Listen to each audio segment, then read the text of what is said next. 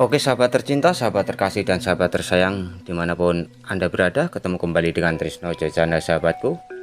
Hari ini saya berada di Masjid Agung Demak. Masjid Agung Demak ini adalah satu-satunya peninggalan para wali yang masih berdiri kokoh hingga saat ini. Masjid Agung Demak dibangun tepatnya di Dusun Kauman, Kelurahan Bintoro Demak, Jawa Tengah, Indonesia. Masjid Agung Demak ini dibangun pada abad ke-15 Masehi, di mana masa itu adalah masa Kesultanan Demak dipimpin oleh beliau Raden Patah, dan Raden Patah bersama Wali Songo mendirikan Masjid Agung Demak ini. Kemudian Raden Patah memberikan gambar untuk Masjid Demak ini menyerupai bulus ya, yang merupakan Condro Sengkolo Memet, yang bermakna sirna ilang kertaning bumi. Secara filosofis, bulus menggambarkan pembangunan Masjid Agung Demak, yaitu kisaran tahun 1401 Saka. Dari arsitektur Masjid Agung Demak ini sahabatku, ini adalah arsitektur khas tradisional bangsa Indonesia. Walaupun sederhana, tetapi masjid ini tetap tampak megah, tampak anggun, tampak indah, dan sangat berkarismatik. Kemudian atap Masjid Demak ini berbentuk limas, bersusun tiga, merupakan gambaran dari akidah Islam, yakni iman, Islam, dan ihsan. Lalu yang paling unik adalah keempat tiang utama di dalam Masjid Agung Demak kawan ya. Masjid Agung Demak ini atau empat pilar tiang utama Masjid Agung Demak itu dibuat oleh Kanjeng Sunan Ampel, bisa dibilang Soko Tenggara. Kemudian Sunan Gunung Jati juga bisa disebut dengan Soko Barat Daya. Beliau Sunan Bonang bisa disebut dengan Soko Barat Laut.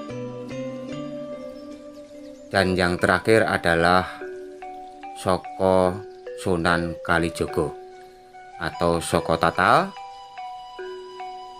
Dari keempat Soko ini, Soko Guru atau tiang ini, masing-masing wali pada zamannya itu memilih jati pilihan yang paling bagus untuk dijadikan pembangunan Masjid Demak.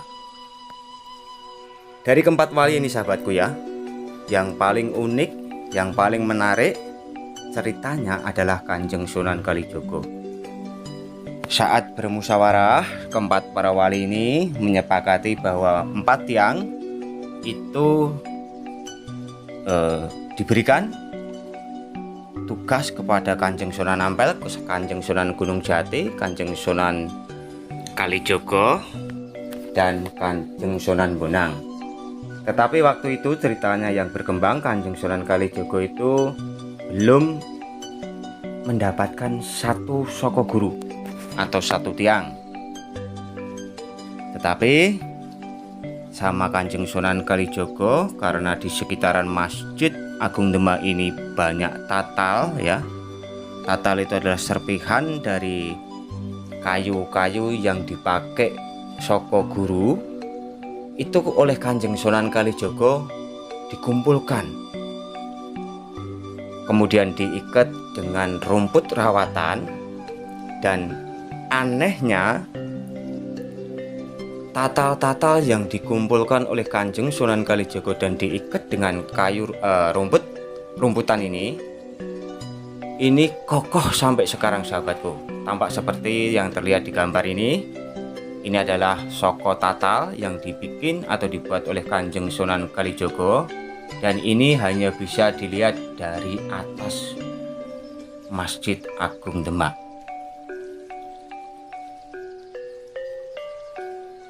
Begitu karismatiknya Kanjeng Sunan Kalijogo ini sahabatku ya.